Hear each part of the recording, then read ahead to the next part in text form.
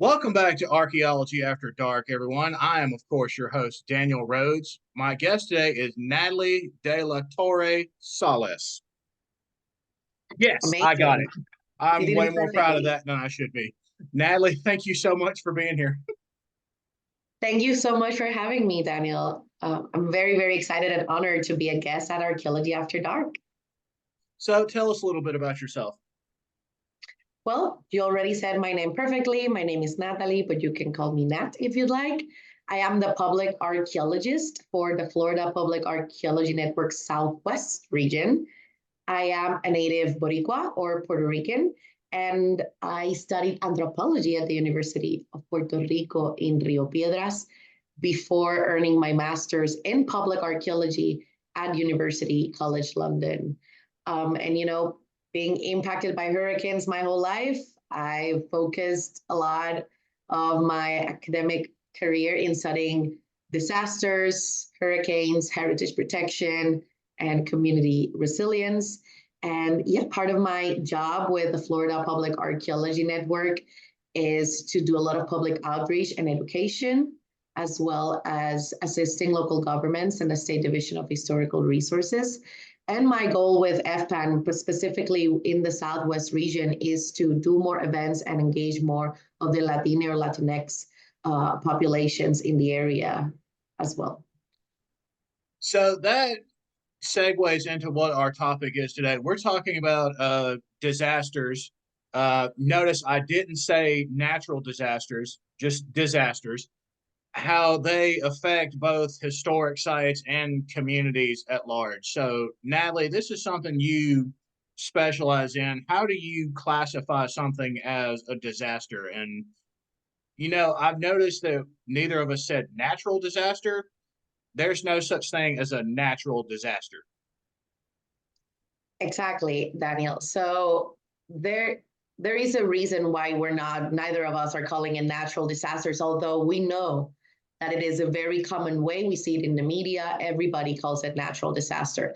There is, however, a problem with naturalizing disasters, and it is that it makes us feel that there is nothing that we can do to respond, adapt, and recover from them. And disasters happen when we as human beings, as a community, as individuals, or as a society, are not able to properly respond to a natural hazard. When we have a normal rain, and I think you just told me that, over there in Alabama, there's a lot of rain going on, or like a storm is happening outside, right? If you weren't able to be safely in your house and not work from home or anything, if your house gets flooded or you lose your roof, that becomes a disaster, right? Because you were too vulnerable to properly respond to this hazard, the hazard being the rain, the storm, the flooding, and all of that. So that's pretty much the difference between a natural hazard and a disaster. Hazards are your droughts, your fires, your earthquakes, etc. And whether or not we are very affected by it or not is that we can classify them as a disaster. And you mentioned we're all affected by them, and that's very true, including our heritage. So disasters affecting archaeological and historic sites are definitely not uncommon. And I feel like it's always very interesting to talk to people that the fact that just as we are always, trying to prepare and survive hazards, so have people in the past. And we can also learn that from the archaeological record. So I assume that if you visit a site that's been affected by a disaster, you can see that impact on the site. Yes, exactly. And again, part of why it's important to denaturalize disasters is because when we call them natural, it makes us feel like there is nothing that we can do about it. And it's something that, makes people very stressed about, is to see the impact as well in our heritage. And, again, this is not uncommon, and it's important to understand that climate change is making hurricanes and other hazards more frequent and intense. And we see it in the erosion sea level rise. We see it in historical structures when the roofs are out, the sites get flooded. We get artifacts out of context.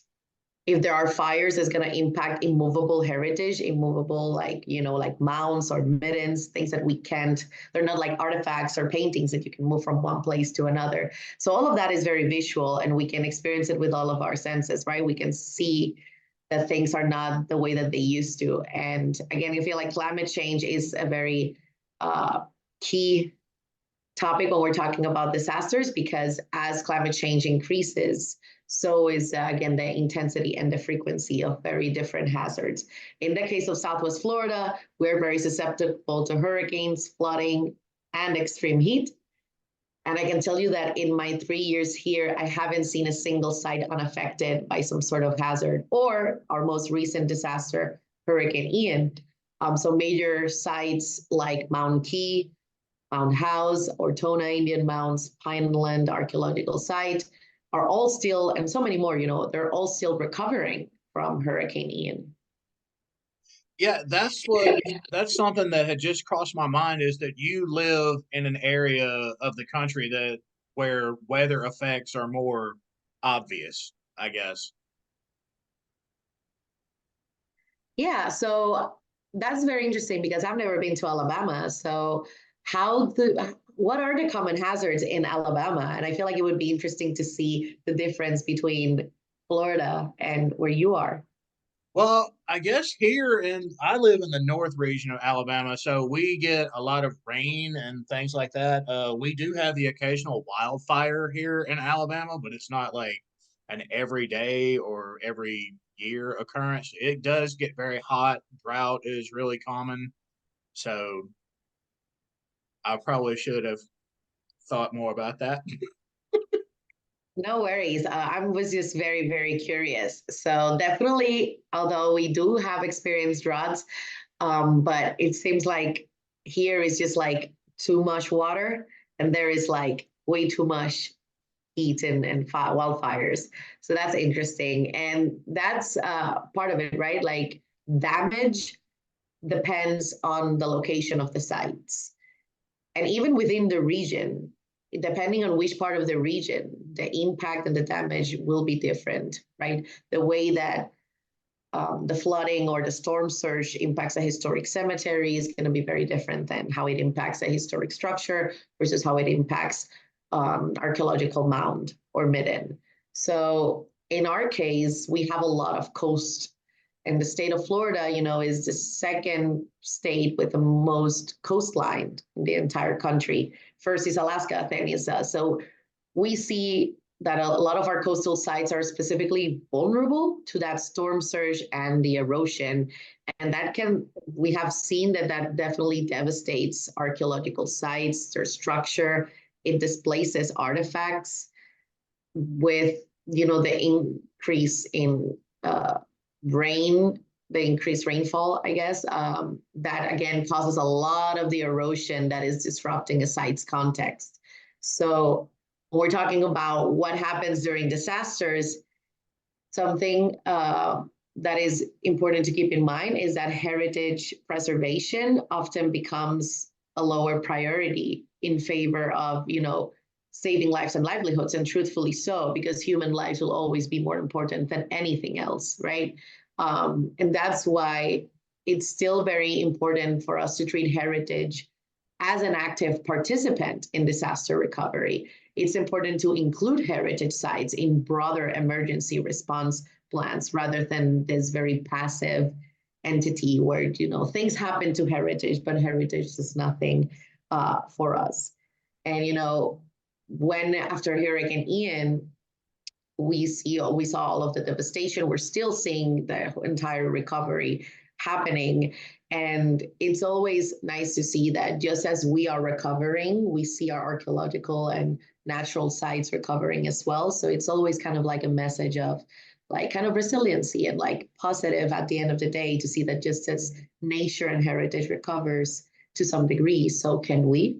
So that is why, again, when we're talking about disasters and archaeology, I wanted to spin it into a little bit of a more positive tone, because it's not all very negative, right? Yeah, I mean, when you're coming out of a disaster, there is that recovery period that people want this return to normalcy or something along those lines. I probably should have mentioned this when you asked about the weather here in Alabama. We do have really bad tornadoes on occasion. The last one that I remember was I think 2011, and it just devastated the city of Tuscaloosa, and they're still, they kind of celebrated I guess, the 10-year anniversary of that. And they saw it as a period of recovery. It's a really historic city here in Alabama. Yeah, so wow, so I've never lived through it. I've never experienced a tornado. So I can only imagine just how scary and different that must be in comparison to, an earthquake or a hurricane. But yeah, we see a lot of commemorations when it comes to this type of disasters because they leave such a huge mark in communities, in the society, and it just becomes part of that fabric of the story of the landscape and of the town and how people are able to recover from that. And again, the reason why it's important to not call them natural disasters is because there's always something we can do to prepare. And in disaster risk management, which is this very disaster risk management of cultural heritage is a very brand new subfield, right? In the international level, people were not really discussing heritage and disasters until 2005 after the Kobe earthquakes in Japan. That's when, archaeologists and heritage preservationists and architects got together and was like, we're seeing climate change do its thing. And definitely our heritage is like being impacted. We need to do something about it, right? So that's when this very brand new subfield is kind of growing. So if anybody is interested in disaster risk management of cultural heritage, I invite everybody to take a look at the resources online. So part of that is understanding the disaster cycle, right? You prepare to respond to a tornado, for example, and you need to look at the cycle. So you have preparedness, you have the immediate response after the hazard or disaster happens, and then you have the recovery. And I feel like a lot of people only look at the recovery, especially governments, and all the funding and all the attention is focused on recovery. It is very important. I'm not saying it's not, but if we allocate the same importance to preparedness, we will reduce our chances of disaster risk. We could mitigate better. We could be better prepared so that recovery phase is shorter so we can respond quicker.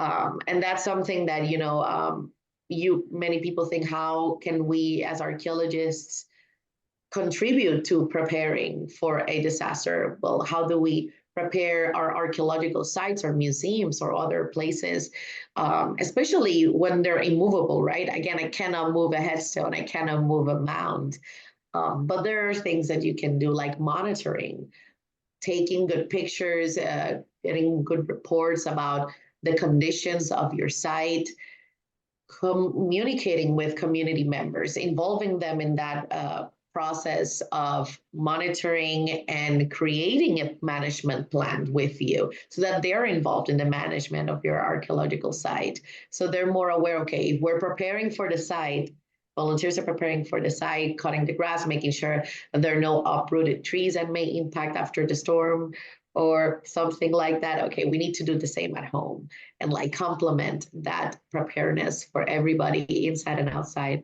of their houses and the archaeological site that they're working or volunteering with. So yeah, this it's a lot. It's a very interesting topic. Yeah, and this just reinforces the importance of environmental impact studies, in my opinion, so that you can already see, the environmental hazards before you start on a project, whether it's, a museum or an excavation somewhere, so that you can see how what you're doing will impact the resources around you, whether it's environmental or cultural. That is very true. So part of that of like sitting down with people, engaging your local community members is knowing, okay, what are those, like those environmental impacts? What are the things that have affected you the most? Has it been like fallen trees after a storm happens, that it's been like mostly, that impacts the community, the loss of power, with roads being blocked? What is it? And you need to have all of those potential risks. And you need to have your worst case scenario. And then you need to plan for that worst case scenario. And that's very important to keep in mind, because when the actual disaster happens, although it will always, the element of surprise will always be there, right? You will be better prepared to respond. And the people that work with you or alongside with you will know as well the chain of command. Who do we call afterwards, right? Do we know where all of our employees or coworkers live? Do we know who to reach out as emergency contacts, right? The priority after a disaster happens is to make sure that all of the people you work with are safe, first and foremost, before visiting the site. So having that information, knowing, making sure that everybody has that list of emergency plans, or emergency contacts, sorry. Making sure that you review those plans at the beginning, for example, of hurricane season, or at the beginning of wildfire drought season, or if you're already experiencing it, or we just had a tornado, this is what we're gonna do. We're gonna practice in case of X and Y situation, right? And that is part of the importance of that preparedness phase as well, is that you can hold accountable people in positions of power. A lot of things, for example, structures and disasters happen because sometimes buildings are not up to code, right? So it's like, oh, well, because it was a natural disaster. That this risk of disaster would have been very, very reduced, right? If we had things implemented and people in positions of power, right, we hold them accountable. So making sure, right, that you go to your local city council meetings and always be involved with local government as well is very important to know, and make sure that they have task force in place for after a disaster happens, to make sure that, they're welcoming FEMA or whatever other broader national or federal emergency response plan is happening. And often, cultural heritage is sometimes included in this broader national and federal emergency management plans as well. And that's something that is always good to review and make sure that you're well acquainted with all of that.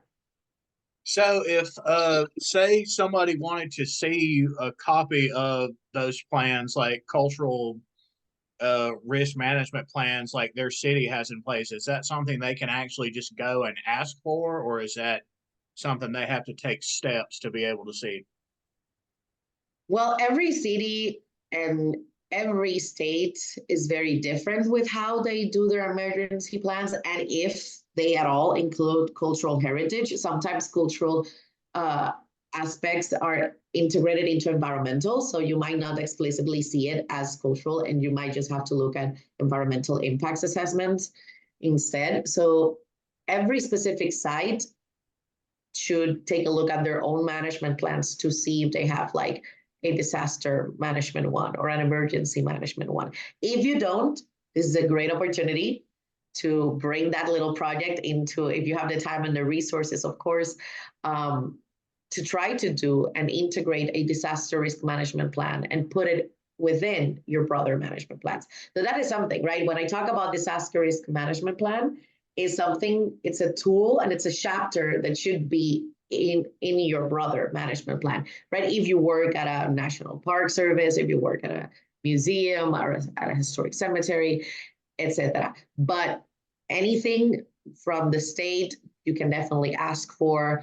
You can definitely ask FEMA or other emergency organizations if they have anything that is very specific to your state, or again, in a more national or federal level, or your local city officials if they have a plan at all. So if say people from a site are watching this and they come to find out that they don't have a plan for this, how could they go about putting one together? That's a very good question. So something, I know that there are a lot of like resources and consulting organizations that you can reach out to that can help, create one. Obviously, this involves, again, money. And if there's something that we know is that we're always very thin on resources. So something that you can do is there's a lot of, again, books online on how to prepare a disaster risk management plan. This is something that, again, requires time, but it's definitely a very good opportunity to, again, engage your main stakeholders into that process. So something that you really want to do when creating one is doing a very good assessment of the potential hazards that impact your area and impact your site and the communities that live near your site. Once you have that and you have all of the potential hazards and risks, you can start putting together all of the material on the history and all the maps and the photos of your site, and then try to look for what has been done in the past. What is a hurricane of tornadoes in your area, right, Daniel? Stuff like that. And then create mitigation measures for each possible case scenario. And have a very clear chain of command of what to do in case of that emergency happens. In case that your museum gets like some sort of leak, or it's just like a normal rainy day, but there's a lot of flooding, what do you do? Who do you call, right? Start thinking of things like finding or investing in waterproof boxes so that you can put your artifacts. Start thinking of elevating artifacts in waterproof boxes, so in case of flooding, they're not all, damaged. Stuff like that. So you could do your own version of a disaster risk management plan, just obviously taking into account those very specific hazards and risks of your site. And only you know, right? Which resources do you have? So based on your staff and your resources, what can you do to mitigate that and reduce the chances of it becoming a very impactful disaster? Yeah, and it's good to have a plan, but also at the same time, there's no real way to test how solid it is until you actually need it. That is so true. And that is very funny that you bring that up, because when Hurricane Ian was happening, I was working on creating a first draft of a disaster risk management plan for Pineland Archaeological Site Complex in Bokeelia, here in Southwest Florida. And I kind of felt like Nostradamus. I was like, okay, worst case scenario is September is big hurricane season, Category 5 hurricane, this and that is going to happen, blah, blah, blah, blah, blah. And I had already sent kind of like a first draft over email. And of everything that I had written down in that plan, I had never imagined or accounted for having a bridge collapse. So in the plan, I put, people from the Florida Public Archaeology Network, if we are able to, we can go and assess the site right away in case that, you have staff members from the archaeological site to be displaced, or they move somewhere else to seek refuge from the hurricane. And none of us was able to go to the site at all, because I never thought that the bridge would have collapsed. There was no way any of us could have made it, right? So I was like, oh, okay, interesting. Time to get back in the computer and in case this bridge collapses, blah, blah, blah. So that is very true. And again, you can never know 100% what can happen, but preparing for it could save lives, could help you better respond to this very stressful situations, right? And recover faster as well. So something that we learned as well is to have a list of contractors. So after Hurricane Ian, we're like, we need help removing trees, we need help removing debris, and lots of damaged homes. So there's a lot of scams happening with people saying that they're contractors and they can help you and that kind of thing. So having already a list of potential funding resources or contractors that can help you afterwards is also very important and will make your life easier afterwards. So it's a lot about applying lessons learned. This is something that is very important when we're talking about disasters, and two very feel like keywords that happen a lot when we're talking about climate change and disasters and that kind of stuff is vulnerability and resilience, right? So if you want to be less vulnerable, you need to increase your resilience, right? Adapt better. The better you adapt to a situation, the more resilient you are. And if you're not able to, adapt or find ways to help you better respond to something, you became more vulnerable. So part of that, right, is understanding, okay, what lessons learned can we apply so that we can do things better next time?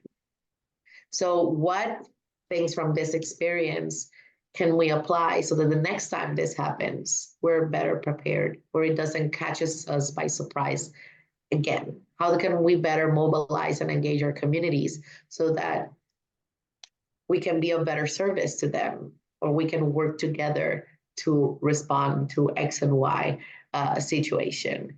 And we see a lot of that in the archaeological record as well. We've seen, I don't know if you have an example from Alabama, but I know that many other people have found evidence, for example, here in Southwest Florida, of people leaving certain settlements and building homes like in a certain way, mounts to a certain size, and then after a couple of years moving back and building their mounts, like looking, facing the other way, higher with more materials. And we're like, hey, they're applying lessons learned. They're making themselves more resilient because they know better now. Well, that is it's like an interesting architectural thing here in certain parts of Alabama. So, especially in the southwestern parts where it's prone to flooding, people had been known to use fossilized whale vertebra to prop up their house to keep it from flooding. Whoa, that's amazing. Yeah, I thought that was a really interesting thing. They probably wrote it off as like, oh, this is just a tree stump or something I'm propping my house on. It's a 35 million year old piece of a whale. That is super, super interesting. I've never heard something like that before. See, wow. So much that I'm learning from you, Daniel. I need to visit Alabama at some point for sure. Just not during tornado season. Right. And when is tornado season? I probably should know this because I've lived here this long. Usually it's I think most people put it between like Mayish, which is now, and probably towards the end of August, early September. Okay. I'll keep that in mind then. Our state is very nice outside of that. I bet. It's so interesting because my colleagues all the way in Pensacola, it's so easy to get from Pensacola to Alabama, but it takes me being in South Florida over 14 hours to get to the north part of the state. And I'm like, oh, wow, this is crazy.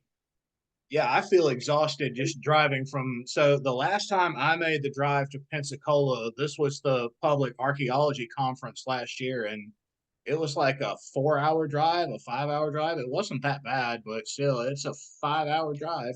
It was a 12-hour drive for me. So that means we were there at the same time when we didn't know. So that's crazy. And I Yeah. live in the same state. Yep. So, if people wanted to learn more or about how to prepare more for disasters at their site, or if they're students wanting to learn more about the science of studying disasters, what would you recommend to them? Good question. So I feel like when I was starting to really get interested in this topic, originally I just wanted to study something very different. I think like landscape archaeology or something. And then, Hurricane Maria happened in Puerto Rico, and that really impacted me in many ways. And when I went to do my master's, I was like, no, this is something that is very relevant, and it's something that we need to pay more attention to. And the first thing that really helped me, besides your normal, Google search on like disasters and stuff, is look for people who are working in the areas that you're interested in and what they're doing. Nowadays, I feel like everybody, whether you like it or not, everybody is working on a topic related to disaster, because none of us are like exempt from being impacted by one of them. right? Whether that is an anthropologist, a sociologist, an archaeologist, people in the environmental, natural sciences sector, somebody in some way is studying some sort of impact to our environment or our communities that are caused by the intensity and frequency of hazards and disasters. So that would be the first. Find out who is writing the stuff that you're very interested in. There are resources like ECROM, which I'm going to look for the full. I'm very bad with acronyms, but I'll find it eventually. Let me see. ICROM. Nope, can't find the full. International Center for the Study of the Preservation and Restoration of Cultural Property. There we go. They have a lot of resources. That is a lot of words. It is a lot of words. And again, acronyms are not my thing.